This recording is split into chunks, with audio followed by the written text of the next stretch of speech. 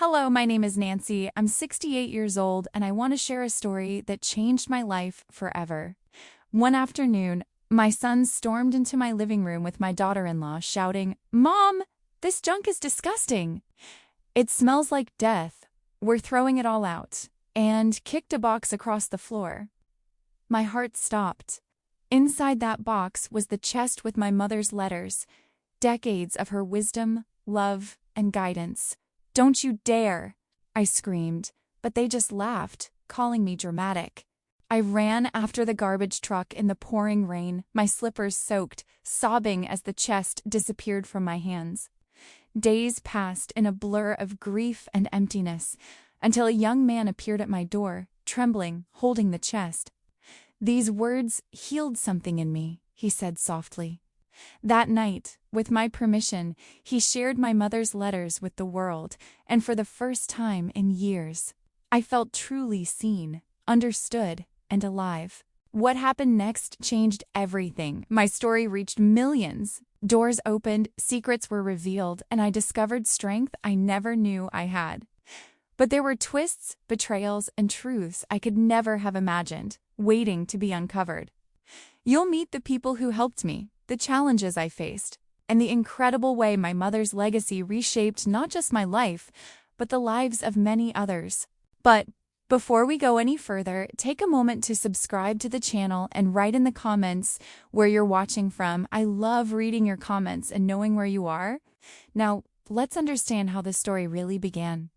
I was standing in my living room when Sean stormed in with Melissa, both carrying empty boxes as if they owned the place.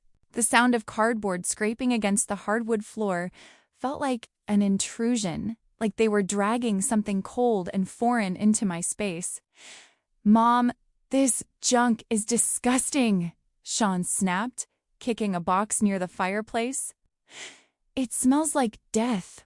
We're throwing it all out." For a moment, I couldn't move.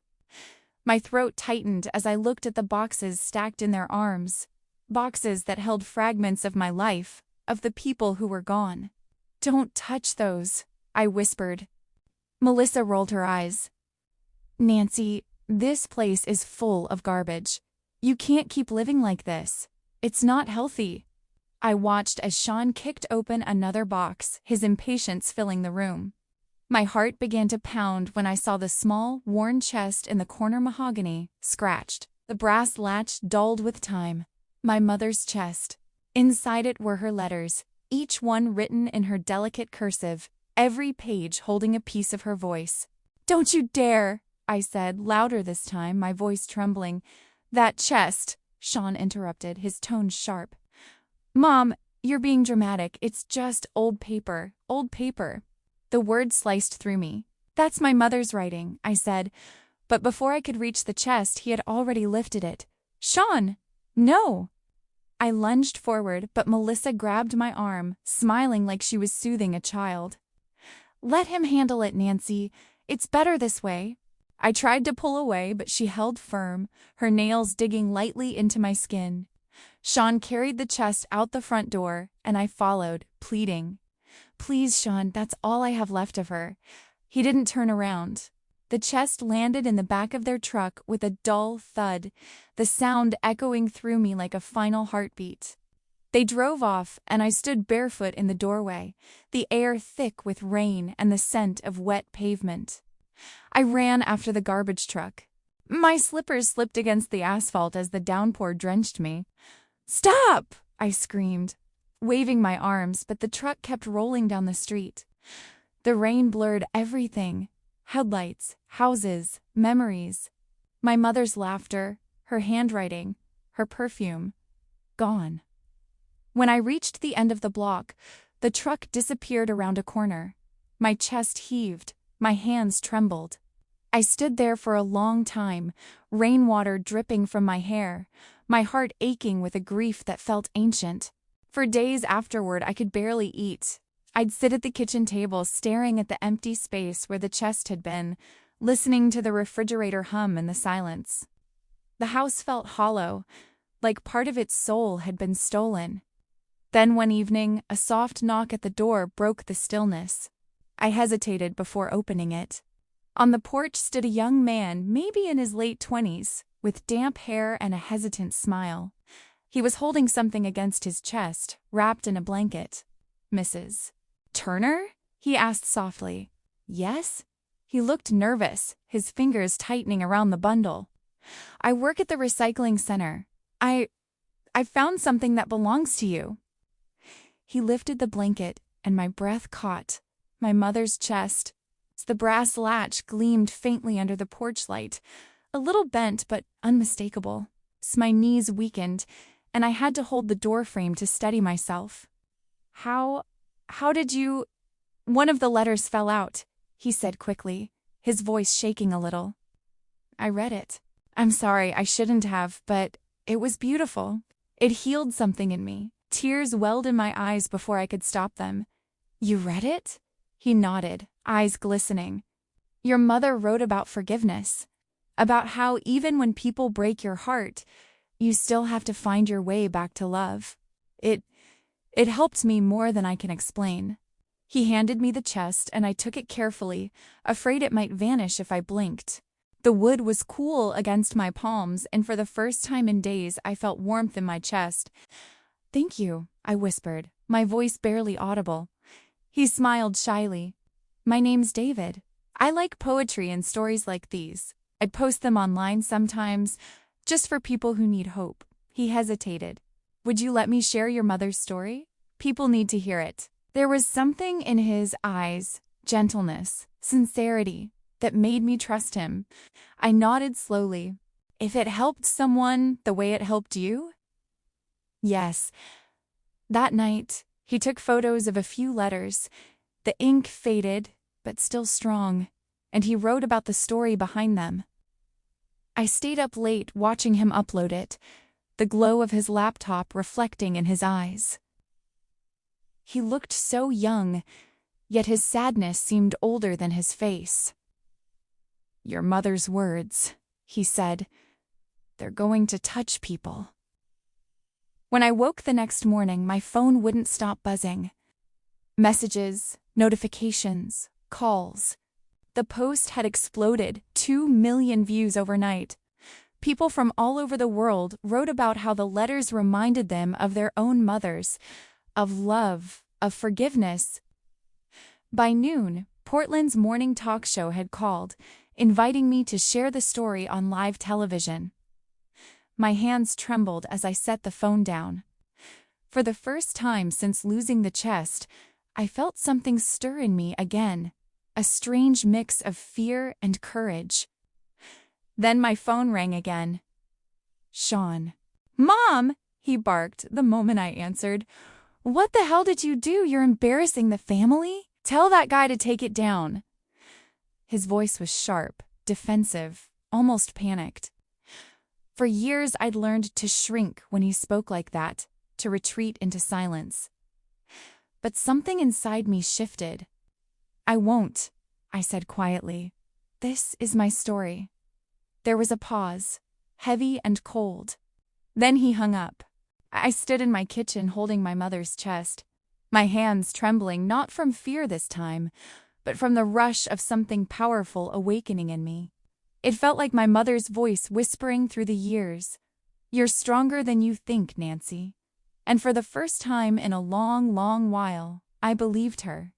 The lights on the morning talk show set were brighter than I'd imagined. They flooded the stage with a soft gold that made everything shimmer, the cameras, the chairs, even the faces in the audience. My knees trembled as I took my first step under them, but I held my chin high. I wore my mother's vintage emerald brooch pinned to my blouse, its green stone glowing faintly beneath the stage light. For the first time in years, I didn't feel small. I felt powerful. Not the kind of power that shouts, but the quiet kind that comes from surviving heartbreak and still standing.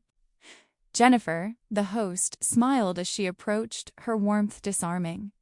She wasn't the polished television persona I expected. She was kind, gentle-eyed, the kind of woman who listens with her whole body. "Nancy, it's a privilege to have you here," she said softly as we sat across from each other. I managed to smile, my fingers tracing the edge of my mother's brooch.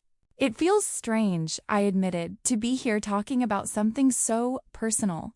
But my mother always said stories are meant to be shared. Jennifer nodded. And your story has already touched millions. When she handed me one of my mother's letters to read, the one about resilience, I felt my throat tighten.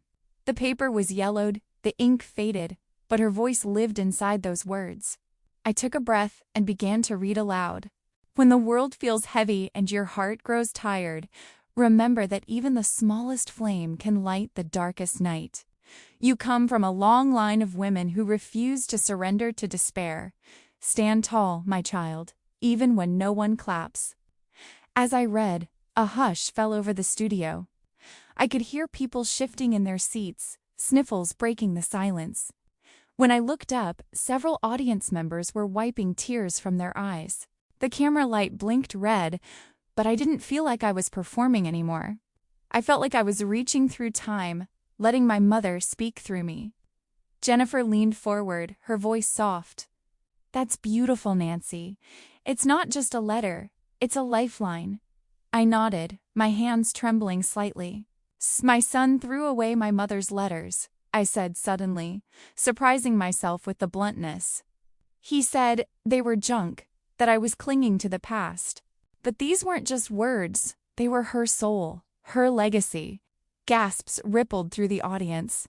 I hadn't meant to confess it so directly, but once spoken, it felt like release. The faces in the crowd looked at me, not with pity, but with something else, understanding, even outrage on my behalf. That warmth, that silent wave of empathy wrapped around me like armor. For the first time, I wasn't ashamed of my pain. I owned it. Somewhere in a house across town, Sean and Melissa were watching. I didn't have to imagine their reaction. I could feel it. Sean's jaw tightening, Melissa's cold glare. Later, I would learn she hissed at him. This is ruining your business. But at that moment, on stage, their voices couldn't reach me. After the show ended, people from the crew hugged me. One of the producers whispered, "You reminded me of my grandmother." My heart ached at that, but it was a sweet ache, the kind that comes with connection. Then Jennifer introduced me to a man waiting off stage, Thomas Caldwell, a publisher from a well-known imprint. He shook my hand eagerly. "Mrs. Turner, your story and your mother's letters could help so many people. Have you ever thought of turning them into a book?" I blinked, stunned. "A book?" "Yes," he said, smiling. "Your mother's words deserve permanence. Let's talk about publishing them." My pulse raced. For a moment, I imagined my mother's handwriting printed on crisp pages, her voice reaching others who needed it. "I'd like that," I whispered. The idea felt surreal, like the universe had opened a door I hadn't even known was there. But just as that warmth began to settle in my chest, Jennifer's producer waved frantically from the control room. "There's a live caller," she mouthed. Jennifer adjusted her earpiece, listening for a moment. Her expression shifted, curiosity first, then surprise. "Nancy," she said, turning back to me, "we have someone on the line who says she knew your mother. Her name is Patricia." The studio fell quiet again. I frowned slightly, unsure if I'd heard correctly. "She knew my mother?" Jennifer gestured toward the camera. "Go ahead, Patricia. You're on the air." The voice that came through the speakers was steady but old, filled with the kind of weariness that comes from a lifetime of keeping secrets. "Nancy, your mother saved my life in 1962, the woman said. But there's something about your family you don't know." The words struck me like a chill. My hands froze in my lap. "Saved your life?" I repeated softly. "Yes," Patricia continued. "She found me on a street corner when I was 17, pregnant, hungry, and ready to give up. She took me in, fed me, helped me find work. She changed everything. But Nancy," her voice broke slightly, "there's something she never told you." "Something important," the audience murmured. Jennifer's brow furrowed. "Patricia, would you be willing to come to the studio next week to talk to Nancy in person?" "I would," Patricia said. "She deserves the truth." The call ended, leaving a strange silence. The show wrapped up quickly after that applause, goodbyes, lights dimming, but inside me, everything was spinning. My heart pounded as Jennifer squeezed my hand and whispered, "You okay?" "I think so," I lied. When I stepped outside, the Portland air felt heavier than usual, damp with mist. Reporters shouted questions, camera flashes sparked, but all I could hear was that voice, Patricia's voice, and the way it trembled when she said the truth. By the time I arrived home, dusk had fallen. The house glowed faintly with warm light through the curtains, and for a second, I allowed myself to hope that maybe Sean and Melissa had come to apologize. That maybe, after everything, they had seen the show and remembered their hearts. But when I opened the door, their smiles told me everything I needed to know. They were the kind of smiles that never reached the eyes, thin, rehearsed, hollow. "Mom," Sean said, stepping forward, his voice coated in sweetness. "We were wrong. We didn't realize how special those letters were." Melissa nodded quickly, her tone syrupy. "Yes, and we think it's wonderful you're turning them into a book." "We want to help you, Nancy. Help me?" I asked, my hand tightening around my purse strap. Sean gave a careful laugh. "Of course. You shouldn't have to deal with publishers or contracts at your age. Let us manage the money for you." The words slid out of his mouth so casually, as if he were offering to water my plants. But beneath that tone was something unmistakable greed. I looked at both of them, their faces painted with false concern, and felt something inside me harden. Ice in my veins. "You want to help?" I said slowly, meeting Sean's eyes. "Not because you believe in my mother's story, but because now it's worth something." Sean blinked, trying to smile again. "Mom, that's not... I think we're done here," I said quietly. For a long moment, none of us spoke. The silence stretched, thick and brittle, before Melissa finally broke it with a scoff. "We're just trying to protect you, Nancy." But I could see it now, every motive, every lie laid bare under the light of my mother's brooch. The emerald gleamed faintly in the dim room, as if reminding me who I came from. That night, when I sat alone in my bedroom, I replayed Patricia's voice in my mind. "Something about your family you don't know." I traced the edges of the brooch and whispered into the stillness. "What did you keep from me, Mother?"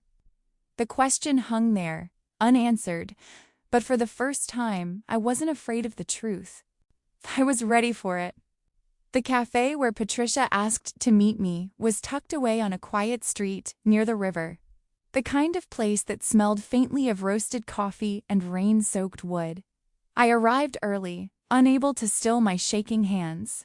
Every sound, the clinking of spoons, the soft chatter of strangers, felt distant, muffled by the weight of what she might reveal. When Patricia entered, I recognized her instantly, though I'd never seen her before. There was something familiar about her eyes, warm but tired, like someone who had lived through too many storms and still found beauty in their aftermath. She wore a deep blue coat, her silver hair pinned neatly, her movements graceful but deliberate, as if each carried meaning. "Nancy," she said softly, taking my hands in hers. Her palms were warm, steady, grounding. "Thank you for coming." I nodded, unable to find words. My throat felt tight. She opened her purse and pulled out a folder, yellowed with age, its corners softened by time. "I need to tell you something about your mother," she began. "It's something she never wanted to be public. Not until you are ready." My pulse quickened. "Ready for what?" Patricia took a slow breath, her eyes searching mine. "Your mother was wealthy, Nancy. She invested wisely for decades, but hid it from people who only wanted her money. She wanted to protect what she'd built from greed, from manipulation, from pain." For a moment, I just stared at her. Wealthy? My mother, who'd clipped coupons and patched my school uniforms, who'd always said we couldn't afford new shoes until next month? "That can't be right," I said, shaking my head. She struggled her whole life. Patricia smiled faintly, sadness tugging at her mouth. She wanted you to believe that. It was safer that way. She reached into the folder and handed me a small envelope, yellowed and soft, with my name written in my mother's familiar looping cursive. Attached to it was a key, thin, gold, attached to a tiny metal tag etched with numbers, and a card with an address. "What is this?" I whispered. "A safety deposit box," Patricia said, "at the First Portland Bank. It's been there for decades." The room tilted slightly. I clutched the key in my hand, its cool metal pressing into my skin, grounding me in a reality that suddenly felt surreal. Patricia placed a gentle hand over mine. "Your mother loved you deeply, Nancy. She told me once that she didn't want you to grow up defined by money or by fear of losing it. She wanted you to grow strong first, independent. And when the time came, when you were ready, she wanted you to decide what kind of legacy to carry forward." My chest felt tight. "Why tell me now?" "Because," Patricia said softly, "you've already proven what kind of woman you are." Later that afternoon, I found myself standing inside a sterile bank vault, the scent of metal and dust thick in the air. The safety deposit box sat before me like a sealed confession. My hands trembled as I slid the key into the lock. For a moment I hesitated, hearing my mother's voice faintly in the back of my mind, almost teasing, "Courage, Nancy." The box opened with a soft click. Inside lay folders neatly labeled old bonds, stock certificates, and a ledger. I flipped through them in disbelief. The total $847,000 in investments. My knees nearly gave out. And then I saw it. A folded letter resting on top, sealed with the same careful precision my mother always used. My name again, in her handwriting. I unfolded it slowly, afraid that reading it might make it disappear. "My dearest Nancy, if you are reading this, then life has tested you, and I know you have endured. I have left you this gift, but I ask something first. Test those around you before they know of it. See who loves you for you, not for what you have. Then and only then will you understand who stands beside you when the world shifts. My love is with you always, Mother." Her words struck me like lightning, beautiful, fierce, and painful. I pressed the letter against my chest, tears blurring the ink. For so many years I'd felt abandoned, unseen, fragile. Now I realized she had been guiding me all along, even in silence. I made my decision that moment. No one would know. Not yet, especially not Sean and Melissa. I wanted to see them clearly, without illusion. Over the next few weeks, their calls and visits multiplied.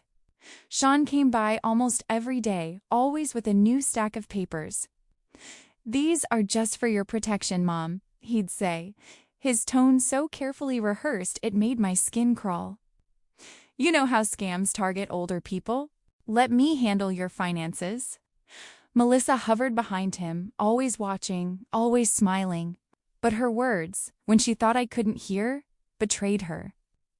"The old bat's losing it," I overheard her say one morning while pretending to tidy the kitchen.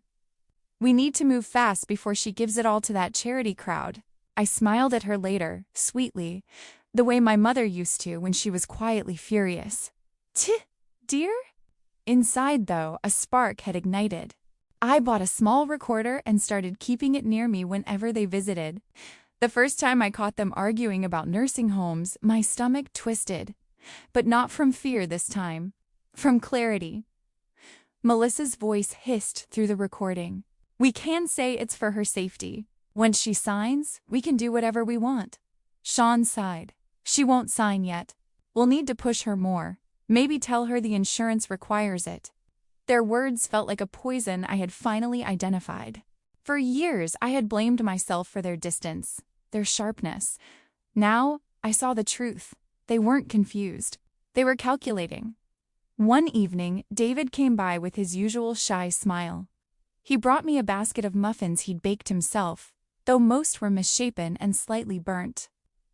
"I think I'm better at writing than baking," he said sheepishly. I laughed, the sound surprising me. "They taste like kindness," I told him, taking a bite. When I told him what was happening, how Sean and Melissa were pressuring me, his face darkened. "You shouldn't have to face that alone," he said. "I can help." Over the next few days, he set up small hidden cameras in the living room and hallway, disguised inside picture frames and a decorative clock.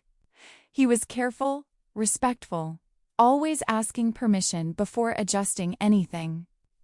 His compassion reminded me of the way my mother used to tend to others with quiet strength. Together, we watched the recordings. The footage confirmed everything: the manipulative smiles, the condescending whispers, the fake affection. Each video was a wound and a weapon at once. And yet, as I watched, I didn't feel broken. I felt steady. One afternoon, when Sean finished another lecture about responsible planning, I met his gaze calmly and said, "I'll think about it, dear." He smiled, confident he was winning. But as soon as they left, I closed the door and exhaled slowly. I pressed play on the recorder, listening to his voice echo through the quiet house. "Once she signs, we can sell the house." I sat down at the kitchen table, my mother's letter beside me, the ink slightly smudged from my tears. The last light of day spilled through the window, warm and golden, touching the paper like a blessing. For the first time in my life, I didn't feel like the victim of my story. I felt like its author. I had truth on my side, patience in my heart, and my mother's strength running through my veins. The chest, the letters, the betrayal, all of it had led me here, to this quiet, fierce clarity. I wasn't waiting to be saved anymore. I was preparing to save myself. The email came one soft gray morning while I was watering the hydrangeas that lined my porch. The subject line read simply, "Documentary Inquiry, Forgotten Immigrant Stories." I wiped my hands on my apron and clicked it open, my glasses slipping down my nose. The sender introduced himself as James Holloway, a filmmaker working on a documentary about second-generation immigrant families in the Pacific Northwest. He had seen my interview on television, the one where I read my mother's letters, and said her words about resilience had struck a chord. "I think your story could give others courage," he wrote. "We'd be honored to include you and your mother's legacy in our film." I reread the message several times, my heart fluttering with something between disbelief and purpose. Maybe this was it, the moment my mother's truth, her kindness, her hidden strength, would finally find the audience she deserved. Maybe the pain that had buried me for years could finally bloom into something meaningful. I agreed to meet James that Friday. He arrived with gentle manners and a quiet curiosity, his dark hair falling into his eyes as he spoke about light, truth, and storytelling. He didn't rush. He listened. I noticed that he treated silence as part of the conversation, and that simple patience drew me in. A week later, the crew came to my home, 2 cameramen, a sound technician, and James behind the main camera. They set up lights in my living room, near the antique chest that had started this whole journey. When the first red light blinked on, my throat tightened. But then I felt my mother's emerald brooch beneath my blouse, warm against my skin, and I took a deep breath. "This is for you, Mom," I whispered. James asked about her early days as an immigrant, her strength, her sacrifices. The room felt different when I spoke of her, almost as if she filled it again, unseen but radiant. The crew listened with quiet reverence, and then Sean and Melissa arrived. They had ignored my calls for 3 days, but the moment they learned about the documentary, they appeared at my door with radiant smiles and a bouquet of tulips.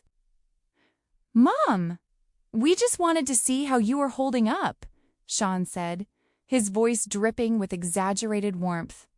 Melissa kissed my cheek, her perfume sharp and artificial, and added, "You look wonderful. We're so proud of you. James, polite as ever, welcomed them into the background of a few shots. From that moment on, my home became a theater. Sean suddenly remembered how to cook, filling the kitchen with the scent of roasted chicken and rosemary whenever the crew was present. Melissa would hover near me, adjusting my scarf, holding my hand, whispering, "Smile, darling. This will make such a good impression." But when the cameras stopped rolling, their masks cracked. My hidden cameras, the ones David had installed, caught Melissa one evening tossing the bouquet into the trash. Muttering, "If I have to babysit this old woman one more day, I swear." Sean's voice interrupted her, weary and sharp. "Just hold it together until this documentary ends. Once she gets paid, we'll know what we're working with." Each word was a cold wind down my spine. Still, I said nothing. Not yet. I smiled during filming, offered tea, and answered James's questions about my mother's life with a calm dignity I didn't entirely feel. One afternoon, while preparing a segment for the documentary, James suggested we look through my mother's old belongings for photographs and mementos that could bring her story to life visually. Together, we opened the cedar chest again, the same one that had once carried her letters and secrets. The scent of lavender sachets and old paper filled the room. I pulled out photo albums, some brittle and faded, others surprisingly well-preserved. There were pictures of my mother as a young woman standing by the harbor with her hair tied in a red scarf, her smile unguarded. There were snapshots of my childhood, birthdays, Christmas mornings, moments I'd long forgotten. And then, buried beneath a pile of loose photographs, I saw something that made my breath falter. It was a series of Polaroids, casual, intimate. My ex-husband Robert was in them, younger but unmistakable, his arm wrapped around a woman, both of them smiling as if caught in a secret. I flipped one over. The date scribbled on the back read 1989, 15 years before our divorce. At first, I couldn't breathe. My vision blurred. I shuffled through more photos, my fingers trembling, my heart pounding in my ears. The woman's face came into focus, soft features, honey blonde hair, a dimple I knew too well. Melissa's mother. The realization struck like lightning, blinding and absolute. My knees weakened, and I gripped the edge of the table to steady myself. "No," I whispered. "This can't be." James noticed my silence and turned off the camera immediately. "Nancy? Are you all right?" I shook my head, barely able to speak. I need a moment." I excused myself and walked into the hallway, clutching the photographs to my chest. My whole body trembled. The years, the betrayals, the uneasy smiles, they all rearranged themselves in my mind like puzzle pieces snapping into place. Melissa hadn't just entered our family by chance. She had known. Later that evening, I called David. When he arrived, I spread the photographs across the table. His eyes widened as he recognized the faces. "Your ex-husband? And her mother?" "Yes," I said, my voice barely a whisper. "Look at the dates." David leaned closer, examining each image carefully. 15 years before your divorce," he murmured. "So Melissa would have been, what, a child back then?" I nodded. She must have known, or at least found out later. Robert left her mother when she was still young. I remember hearing rumors, but I never knew who the woman was. David frowned. "Maybe we can find out more." We spent hours that night combing through public records, old marriage licenses, and newspaper archives. My dining table was covered with papers, cups of cold coffee, and the quiet hum of my laptop. Around midnight, we found what we were looking for: a divorce record. Robert's name, Melissa's mother's name. The same year the photos were taken, I felt both vindicated and hollow. "She's been carrying this grudge her whole life," I said slowly. "Marrying Sean wasn't an accident. It was her way of getting close, of punishing me for something I didn't even know had happened." David looked at me with quiet compassion. "She's hurting, Nancy. But that doesn't justify cruelty. I sat back, exhausted. No, I said softly, but it explains it. Outside, the rain began to fall, tapping gently against the windows. The sound was steady, soothing. I thought of my mother's letter. Test those around you before they know of this gift. She had seen this storm coming, even from beyond her time. I glanced at David.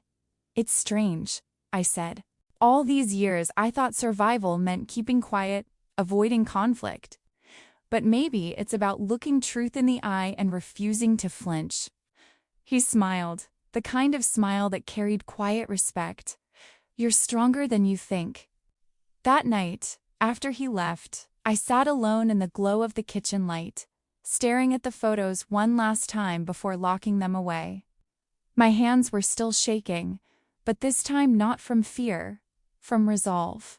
For the first time, I wasn't just uncovering the past, I was reclaiming it. The lies, the betrayals, the manipulations, they had built a cage around me. But now I could see the door, and I was ready to walk through it. The visits started coming almost every day after that.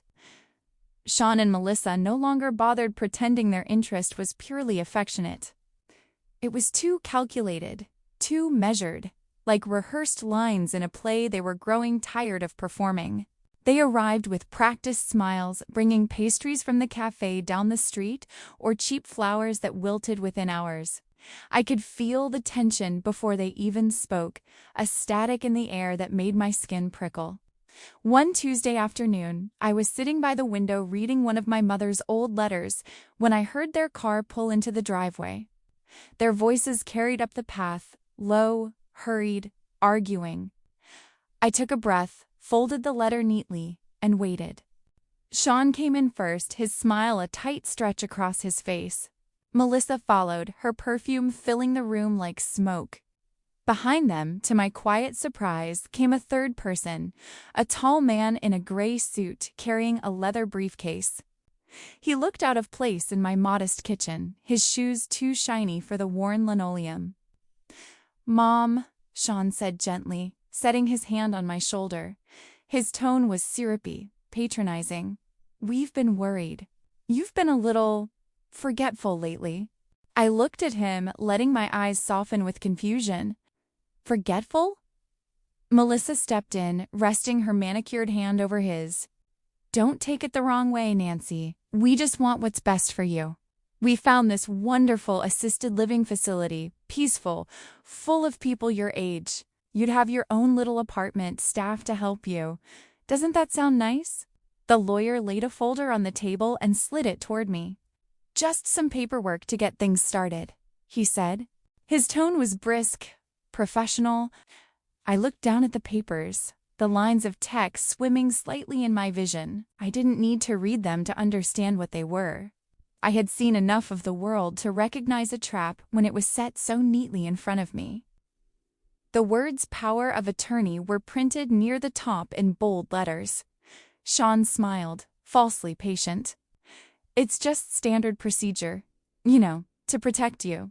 From people who might take advantage of you." The irony nearly made me laugh, but I kept my face neutral. I took a long, quiet breath, as though thinking hard. "That's very thoughtful of you," I said softly. "Let me think about it, dear." Melissa's eyes flickered, a glint of triumph she didn't bother to hide. I could almost hear her thoughts. "She's slipping. We've got her." They left after an hour of forced conversation and shallow reassurances, leaving the folder on the table like a ticking bomb. I didn't touch it until the house was silent again, and when I finally did, my fingers trembled. That night, I sat in my living room under the warm, dim light of the lamp, the shadows of the house shifting gently around me. The rain tapped on the window, rhythmic and grounding. I knew what I had to do. I picked up the phone and called Patricia. She answered on the second ring, her voice calm as always. "Nancy? What happened?" "They brought a lawyer," I whispered. "They want me to sign over power of attorney?" There was a long pause, then Patricia said, "Don't sign anything. I know someone who can help. Her name is Catherine. She's sharp, discreet, and she's on your side." 2 days later, Catherine arrived at my door. She was in her 40s, composed with intelligent eyes that missed nothing. She wore no jewelry, just a simple silver watch, and carried a briefcase that looked as worn as it was dependable. We sat at the kitchen table, the very same one where Sean had laid his trap. Catherine opened the folder, scanning each page with the efficiency of someone who had seen every trick in the book. After a few minutes, she looked up. "If you had signed these," she said quietly, "you'd have given them full control of your finances, your home, even your medical decisions. They could have placed you anywhere, done anything. You'd have no legal rights to your own assets." My stomach tightened, though a strange calm settled over me too, the stillness that comes when fear finally turns into clarity. "I didn't sign," I said. She smiled faintly. "Good. Then we can make sure you never have to." We spent the next hour talking strategy. I showed her the recordings, Melissa's insults, Sean's conversations about selling my house, their greedy plans whispered when they thought I couldn't hear. Catherine listened, occasionally shaking her head. "This is strong evidence," she said. "With this, we can prove manipulation and intent to defraud." For the first time in months, I felt safe. Not because someone was saving me, but because I was finally standing on solid ground, my own ground. Meanwhile, James and his documentary crew continued filming, oblivious to the quiet war unfolding behind the scenes. They came to capture memories, but what they recorded became something much deeper. One afternoon, Sean arrived while the cameras were set up in the living room.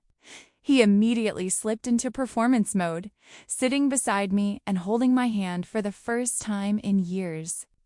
"I just want what's best for my mother," he told James with a solemn expression. "She's been through so much. We just want her to be comfortable." The crew nodded, touched by his apparent devotion.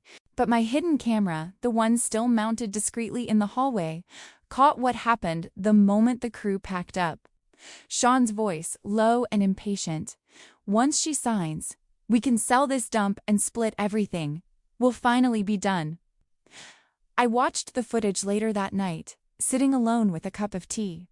The sound of his voice didn't hurt the way it once would have. It didn't break me. Instead, it clarified something deep inside me, a still, unwavering resolve. They thought they were in control, but they were performing for the wrong audience. Every smile, every lie, every careless whisper was being recorded.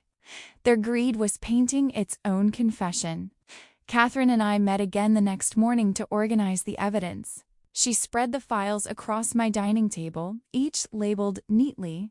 "This is more than enough to protect yourself," she said. "But if you want justice, we can go further. We can make sure they answer for this." Justice. The word lingered heavy but luminous. For so long, I had associated it with anger, with punishment. But now it felt like something quieter, the restoration of truth, the reclaiming of dignity. That evening, I sat by the window again, watching the sky darken over Portland. The neighborhood lights flickered on one by one, small constellations of ordinary life. I thought of my mother's handwriting, the gentle curve of her letters. "See who loves you for you." The test was nearly over. I could sense the end approaching, not as something frightening, but as something inevitable, cleansing. My enemies were in my own family, but my strength, I realized, came from a lineage of women who had faced storms far worse and still found a way to stand tall. I wasn't powerless anymore. I wasn't forgotten or frail or lost. The time to act was coming. And when it did, I would meet it with steady hands, clear eyes, and the quiet fire of a woman reborn. It was nearing dusk when David arrived at my front door, his hands stuffed deep into the pockets of his worn jacket. I noticed immediately that he seemed smaller somehow, as if the weight of the past few weeks had pressed him down. His eyes, usually bright with curiosity and a spark of mischief, now carried a shadow I hadn't seen before, a quiet, tentative sorrow. "Hi, Nancy," he said, voice soft, almost breaking. He stepped inside, closing the door carefully behind him. The usual easy rhythm between us felt paused, like the air itself was waiting for something delicate to unfold. "David," I said gently, "you look different. Are you all right?" He didn't answer right away. He wandered into the kitchen and sank into the chair across from me, his gaze fixed on the worn wooden table. I poured 2 cups of tea, the steam curling in lazy spirals, and slid one toward him. He barely touched it, his fingers wrapped instead around his knees. "Nancy, I need to tell you something," he finally said. The words were heavy, each syllable tremulous, fragile. I noticed the glint of tears brimming at the corners of his eyes. My chest tightened. "You can tell me anything, David," I said softly, leaning forward, resting my hands on the table, open and steady. He swallowed hard, then began in a rush, as though a dam had broken inside him. "When I was 16, my mother, she left. Just gone. I don't know why. She didn't come back. I spent years feeling like it was my fault, like I'd done something to drive her away. For 12 years I carried this shame, this anger. And when I found your mother's letters in that recycling pile, one line hit me harder than anything else. The child is never responsible for the parent's failures." The room felt smaller, warmer, as if the gravity of his confession had drawn the walls in around us. I reached across the table, took his hand in mine. His fingers were cold, trembling slightly. "Oh, David," I whispered. "It wasn't your fault. None of it was your fault." He looked at me, his gaze raw, vulnerable. Reading that line, it was like a light turned on in a dark room. For the first time in years, I realized I could let go of all that blame I had been carrying. I squeezed his hand, feeling a profound connection, one forged in shared pain and the quiet understanding of survival. Tears began to slide down his cheeks, and I let him lean forward, let him cry into his own hands, while I stayed there, steady, present. My mother's wisdom, immortalized in fragile paper and looping script, was still reaching across time, still offering healing decades after her death. When he finally lifted his head, his face streaked with tears but calmer, I could see a tentative hope flicker in his eyes. "I tracked her down last week," he said. "My mother. We've started talking again. Slowly. She wants to try, and I want to try too." His voice faltered, choked with emotion. "I never would have had the courage without your mother's letters. Without you." I felt an unexpected warmth bloom in my chest. "David, I'm proud of you," I said. "Your courage is your own, and your story matters too. You're not alone in this anymore." He looked at me with a soft, almost reverent smile. "You gave me that courage, Nancy. Your story. It matters. Seeing you fight, seeing you stand, even when everyone else doubted you, made me believe I could confront my own past." The weight of his words settled between us, a shared acknowledgement of pain, resilience, and the slow, deliberate reclaiming of life. My resolve strengthened. This wasn't just about Sean and Melissa anymore. It was about all the people who had been overlooked, underestimated, silenced. It was about proving that strength and dignity could not be stolen. "David," I said, leaning closer, "we have a chance here. Not just to protect what is ours, but to show the world what true courage looks like. To give hope to others who think their voices don't matter." He nodded slowly, his eyes brightening with that spark I remembered. "We can continue documenting everything," he said, "through my social media, through your story. People need to see that standing up isn't weakness. That strength comes in many forms. Let's show them what real strength looks like." I smiled, feeling a lightness I hadn't felt in years, almost like a release, a lifting of old burdens. "Yes, David, let's do it. Let's plan it carefully, not just to expose them, but to empower others." Every step we take, every moment we capture, can teach someone that they're not alone, that they can rise. We began talking late into the night, our conversation fluid, energized, yet measured. We discussed which moments to share, how to tell the story in a way that honored my mother's legacy while exposing the truth, not with malice, but with clarity and purpose. We laughed occasionally, quietly, at the absurdity of greed and the strange courage that ordinary people could find when pushed to the edge. As the hours passed, I noticed a shift, not only in David, but in myself. The fear, the anger, the lingering sense of helplessness had transformed into something formidable. Planning, strategizing, sharing these moments, I could feel the empowerment ripple through me, quiet at first, then steadily growing into a steady flame. When he finally stood to leave, the sky had darkened completely, the faint twinkle of stars peeking through clouds. David lingered at the doorway, looking back at me. "You've shown me that life doesn't end when betrayal or abandonment happens," he said softly. "It's how we respond that defines everything. You've taught me that." I watched him walk down the path, feeling an unusual peace. I realized that my mother's letters, her wisdom, her love, they were not confined to paper. They lived in the people who read them, in the courage they sparked, in the small acts of reclaiming one's life and dignity. And in that moment, I understood fully. I was no longer just a mother betrayed, a woman wronged. I was a guardian of resilience, a witness to the quiet power that grows when hearts refuse to break.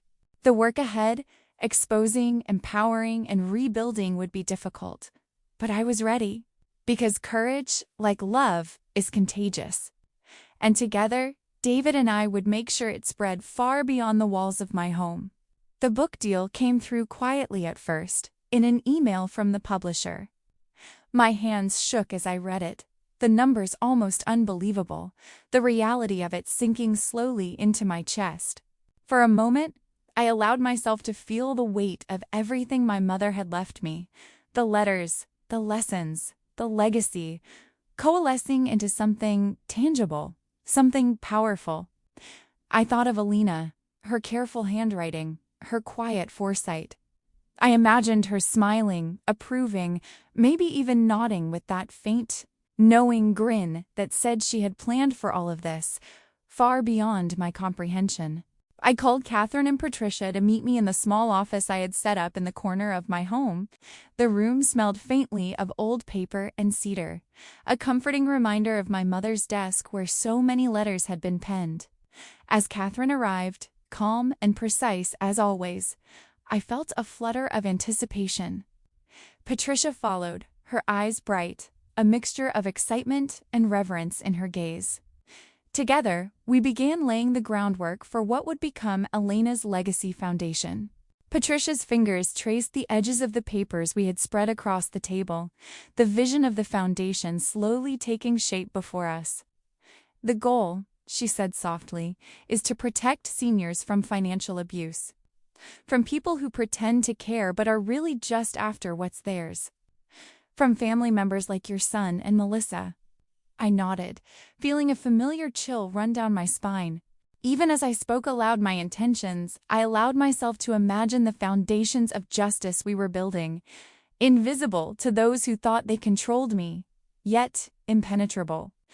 "We'll provide education, legal assistance, and a hotline for victims," I said, my voice steadier than I had imagined. "We'll make sure no one feels powerless the way I did. No one should be left alone when betrayal strikes." Catherine, always pragmatic, raised an eyebrow. "And the funding?" I smiled faintly. "Half of the book advance goes into the foundation. Sean and Melissa have no idea. They still think I'm just a sentimental old woman writing about letters, getting a few kind words in the press. They don't know that we're building an empire of justice." We worked late into the evening, discussing logistics, staffing, outreach programs. Every detail mattered, every decision a step toward reclaiming power not just for myself, but for the vulnerable seniors who would come to rely on our guidance. It was exhausting, yet invigorating, a mix of responsibility and triumph that left me both humbled and fiercely alive. During one of our planning sessions, Patricia leaned back in her chair, her eyes narrowing in thought. She reached for a folder she had brought with her, carefully pulling out documents that had been hidden for decades. "Nancy," she began, voice deliberate, "there's one last thing your mother left behind. Something she never spoke about, even to you." I leaned forward, heart beating rapidly, a mixture of curiosity and apprehension. "Your mother wasn't just wealthy from her investments," Patricia continued. "Alina bought 3 properties in Portland back in the 1960s, when nobody wanted them. Neighborhoods people avoided, areas considered undesirable. She bought them quietly, watched them grow in value, and arranged them in a trust in your name." I blinked, trying to process her words. "A trust? In my name?" "Yes," Patricia said, her voice almost reverent. "They transfer automatically to you on your 69th birthday, just 3 months away. Your mother wanted you to have time to see people's true colors before the big inheritance came." Everything clicked at once, like the final piece of a puzzle falling into place. The pressure, the betrayal, the tests my mother had orchestrated. It wasn't random. It wasn't cruelty. It was strategy, a plan from beyond the grave, designed to teach me, to prepare me, to reveal who could be trusted and who could not. I felt a tremor of triumph ripple through me, a fierce satisfaction tempered by the gravity of responsibility. My mother had given me the tools, the wisdom, and now the final pieces of the legacy, tangible proof of her foresight and her love. Sean and Melissa had no idea. They had worked under the illusion of my vulnerability, thinking their schemes would succeed, unaware that the future was already secured, and they were on the wrong side of it. I leaned back in my chair, closing my eyes for a moment, letting the enormity of it all wash over me. The foundation, the book, the properties, they were more than assets. They were a testament to endurance, a reflection of everything my mother had stood for, everything she had quietly nurtured in me. Patricia's voice broke my reverie. "They'll sense something, Nancy. They'll notice the shift. But it's too late. You've learned how to protect yourself, how to wield your influence without them even realizing it. That's the gift your mother left you," Catherine added. "By the time your birthday arrives, you'll not only have the wealth she intended, but also the knowledge, the power, and the support network to use it wisely. And they won't be able to touch it." I smiled, a mixture of awe and quiet defiance.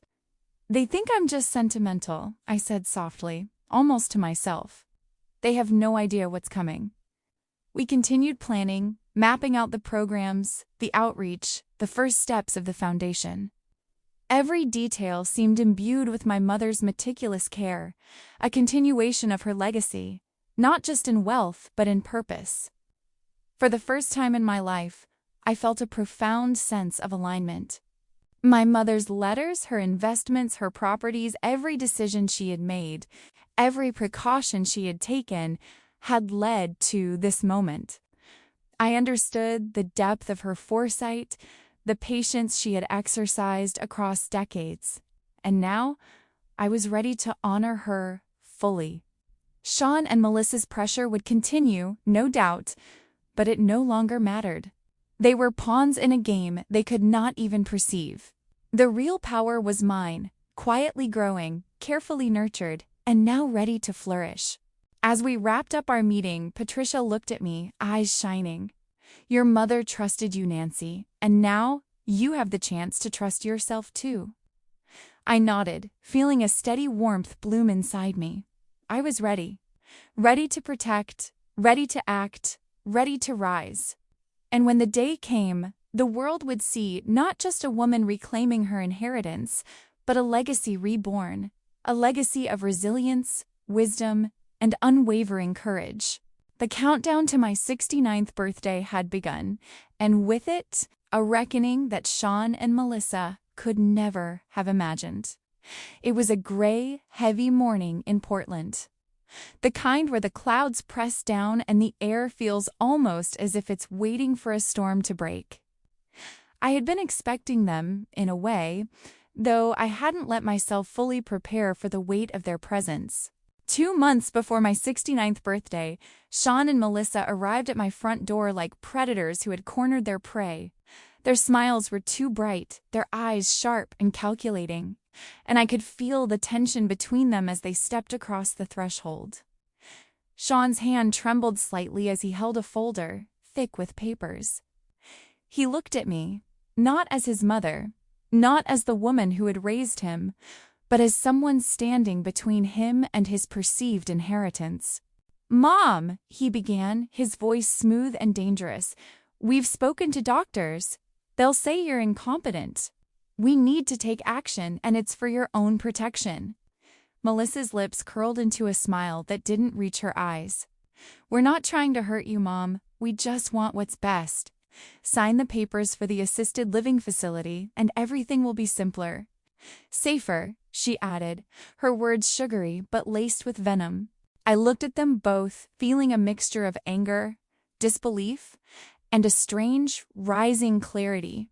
This was the moment my mother had prepared me for, the true test of their intentions. And for the first time, I didn't flinch. I didn't pretend. I met Sean's gaze squarely and saw not my son, but a stranger wearing my child's face. The man who had laughed, cried, and once relied on me now stood before me, cold and calculating. "Get out of my house," I said, my voice quiet but unwavering. Melissa laughed, a sharp, brittle sound that made the hairs on my arms rise. "You can't kick us out." "We're family," she sneered, the word dripping with false entitlement. I reached into my pocket, feeling the smooth metal of my phone, and pressed play on the recordings I had made over the past weeks. Every cruel word, every manipulative tactic, every moment of deception they had hoped would remain hidden now filled the room. Sean's confident, soothing voice twisted into confession as the words played, once she signs. "We can sell this dump and split everything." Melissa's eyes widened in disbelief, the mask of composure slipping for the first time. Sean's face went white, the shock of hearing his own voice revealing the depth of his arrogance and misjudgment. I watched them shift uneasily, caught between fear and fury. "You have 60 seconds to leave," I said, my voice steady and strong, each word deliberate, like the drumbeat of a long-awaited justice. "Or I call the police and release these recordings to every news station that interviewed me. Every word, every plot. The world will see exactly who you are." They froze for a moment, the room thick with tension, and I could almost feel the walls closing in on them as reality set in. Melissa's sneer faltered, replaced by a flash of panic. Sean's jaw tightened, his lips pressed into a thin line, and I realized that the fear I had carried for so long had now reversed. It was theirs. Melissa's hands twitched at her sides, and she muttered a curse under her breath. Sean looked at her, wordless, his confidence shattered, his schemes unraveling in the face of undeniable evidence. The sound of the phone playing their own voices echoed in my ears, and for the first time in years I felt the full measure of empowerment, of control reclaimed. They didn't move fast enough. I stood, my chest rising with a quiet, controlled breath, and repeated, 60 seconds. That's all you get.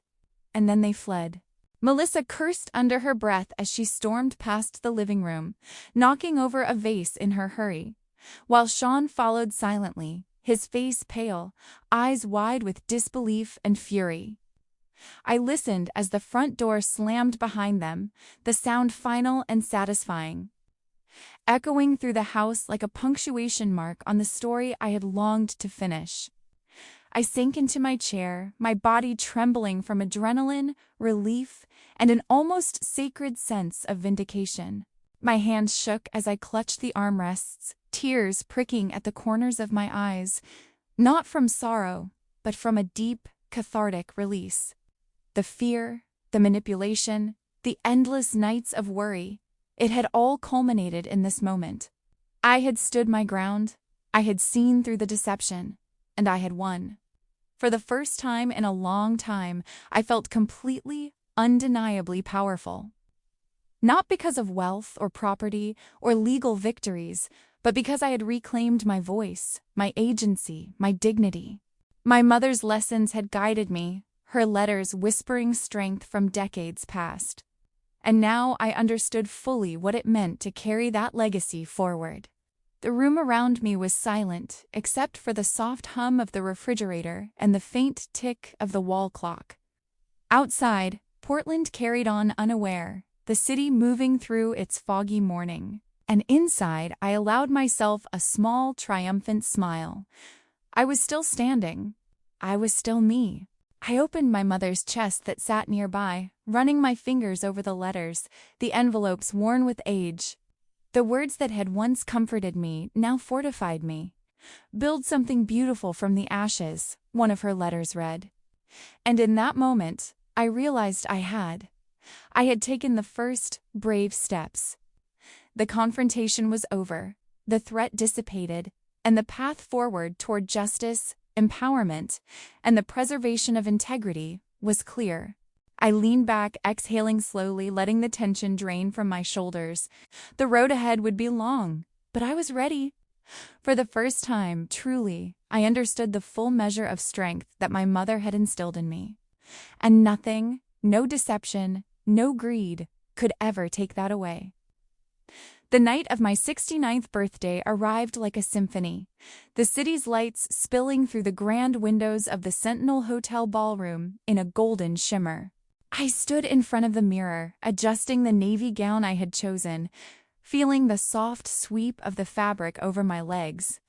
My mother's emerald brooch gleamed against the fabric at my collarbone, a quiet, weighty reminder of the woman who had guided me, silently, through decades of life and now through triumph. For the first time in what felt like an eternity, I felt fully alive, not merely existing. Not merely surviving, but radiant with purpose. The ballroom was breathtaking. Crystal chandeliers hung like frozen fireworks above the assembled crowd, casting glittering patterns across polished floors. Over 300 people had gathered, survivors of elder abuse, advocates who had devoted their lives to protecting the vulnerable, journalists eager to document the story, and, of course, the documentary crew capturing every detail. The air vibrated with anticipation, a quiet hum of shared energy that both lifted me and reminded me of the gravity of the moment. David appeared beside me, his nervous smile tempered with pride. He took my hand for a brief, grounding moment before leading me to the stage. "Ladies and gentlemen," he began, his voice steady, "I want to introduce someone who has changed my life. Through her mother's letters, she taught me courage, resilience, and the power of standing up when it matters most. Please welcome Nancy." The applause was warm and sustained, and I felt the weight of it sink into me, the recognition of both struggle and triumph mingling in the air. I stepped to the microphone, feeling its cool surface under my fingertips. I took a deep breath, letting my eyes sweep across the audience, seeing the faces of those who had been betrayed, dismissed, and underestimated, and it filled me with both humility and strength. "I want to begin by telling you a story," I said, my voice steady yet infused with emotion. "A story about my mother, her letters, and the journey that brought me here tonight. For 40 years, my mother poured her wisdom, her love, and her fears into paper. And for 40 years, I carried her lessons, often quietly, sometimes desperately, as I navigated my own life, my own challenges, my own betrayals. I paused, letting my gaze land briefly on the documentary crew, on David, and finally on the audience. There was a chest filled with her letters. A chest my own son and daughter-in-law tried to destroy. They thought they could erase her legacy, erase me, erase what was sacred. But I refused to let that happen, and in doing so, I discovered something else entirely: the depth of my own strength. Murmurs rippled through the audience, and some dabbed at their eyes. I took another breath and continued, my voice growing more certain with each word. Through careful observation, recordings, and truth, I uncovered the manipulation, the plans, the deceit. I learned that courage isn't just about fighting outwardly, it's about standing firm, quietly, in the face of betrayal. I held up my phone, the same one I had used to capture the truth. These recordings, I said, voice calm but clear, document every cruel word, every plot, every intention to steal from me and from the legacy of my mother. I played a short snippet, Sean's voice echoing through the hall. Once she signs, we can sell this dump and split everything. Gasps swept across the room, some voices whispering in shock, others murmuring admiration for the quiet bravery it had taken to expose it. My mother taught me that real wealth isn't money, I said, letting the words hang, their weight palpable. It's integrity, courage, and the choice to stand up when it matters. And that is exactly what we are doing tonight. Not just for me, but for everyone here, and everyone who cannot speak for themselves. I gestured to the Foundation's banner behind me, and my heart lifted with pride. Elena's Legacy Foundation has already helped 47 families protect themselves from financial abuse, but that is only the beginning. Our work continues, and it will continue with every resource, every effort, every ounce of determination I can muster. Then came the final reveal, the one that I knew would make the night unforgettable. And there is one more piece, I said, my voice steady, though my heart raced. The 3 properties my mother bought in the 1960s, valued today at $4,200,000, are being used to provide affordable housing for seniors. These are homes for those who need security, dignity, and respect, what every person deserves. My son wanted to steal my mother's legacy. Instead, her legacy will protect thousands. The room erupted in applause, standing ovations, cries of admiration and gratitude. Tears streamed down the faces of strangers, friends, and allies alike, and I felt a shiver of pure triumph course through me. I scanned the crowd and at the back of the room saw 2 faces I had hoped I wouldn't see, Sean and Melissa. Somehow, they had gotten in. Their expressions were twisted with rage, disbelief, and impotent fury, and I felt a quiet, triumphant satisfaction.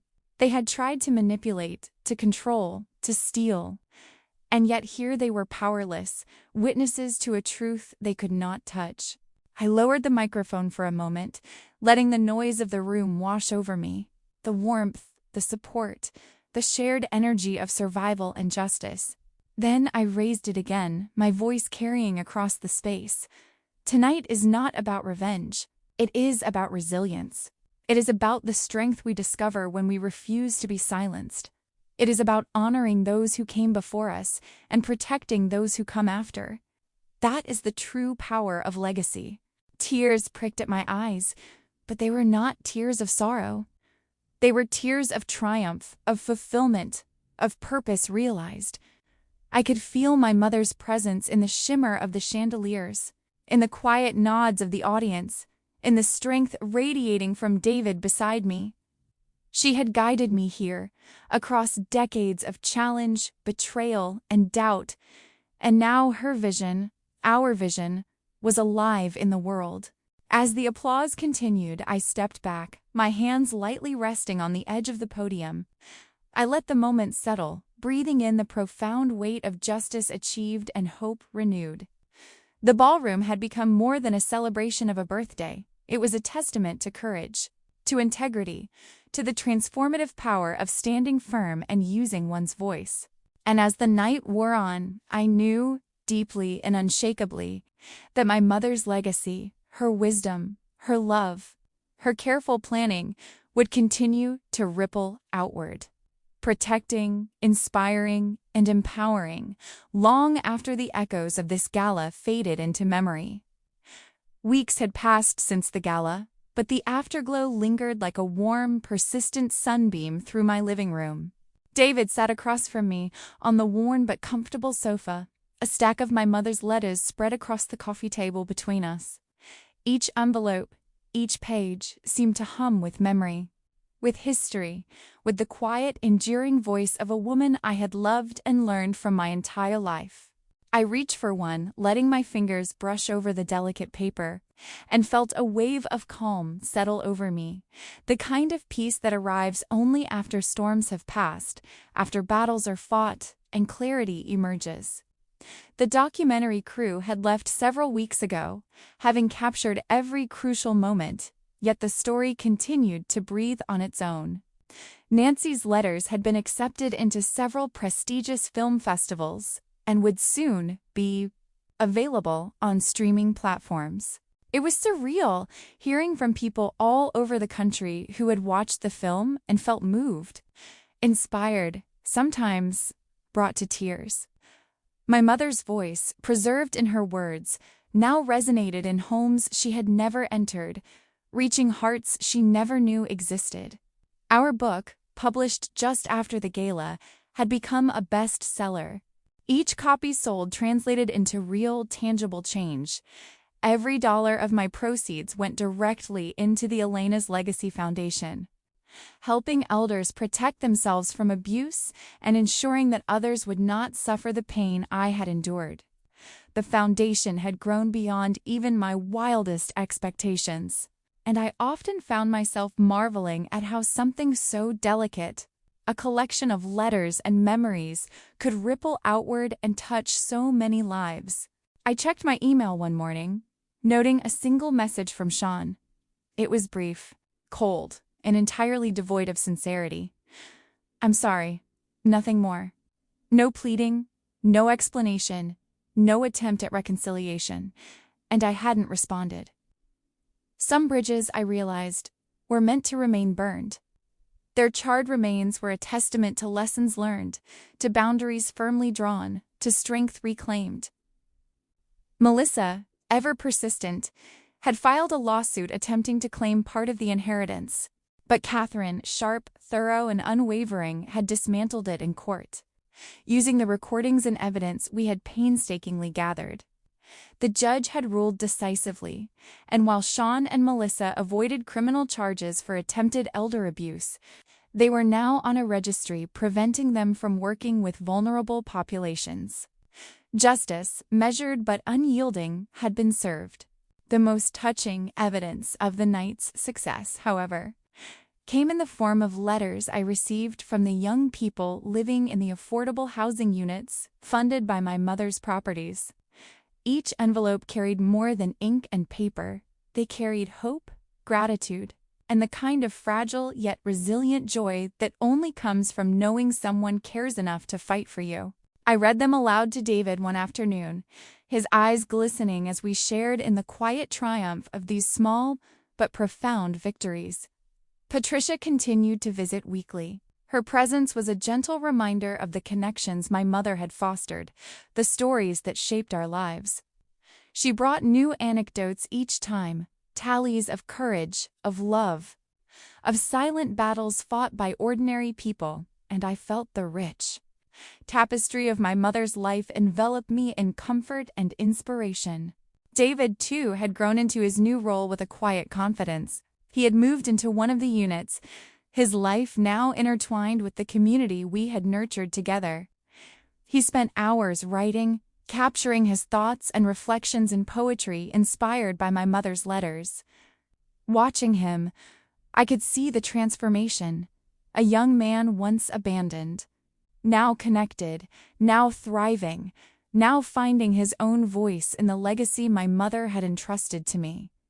One quiet evening, after the letters had been sorted and the day's work for the foundation completed, I approached the chest, the one I had feared losing, the one I had chased through the rain, the one that held decades of my mother's heart.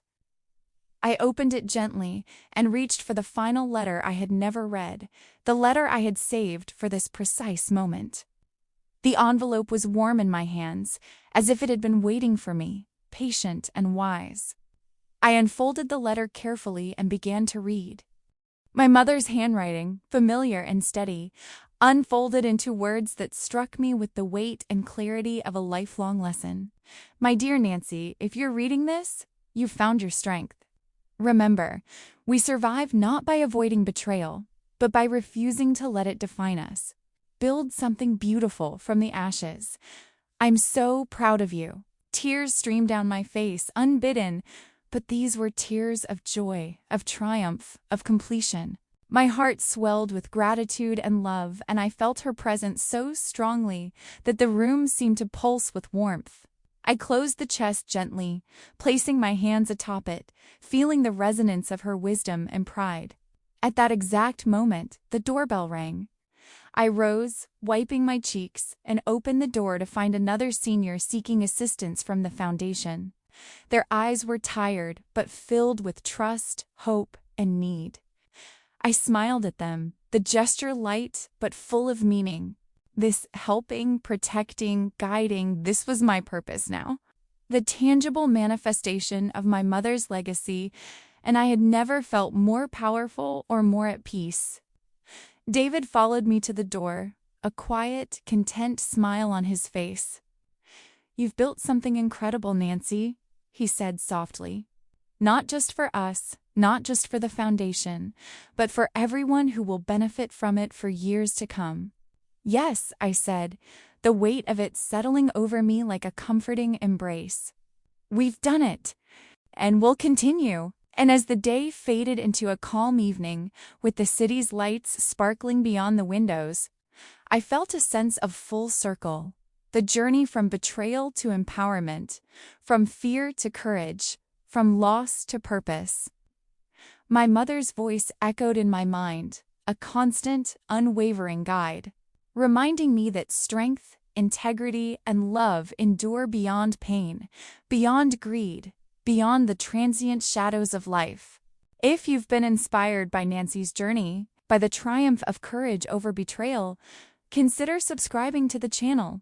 Together, we can share stories of resilience, hope, and the power of standing firm when it matters most.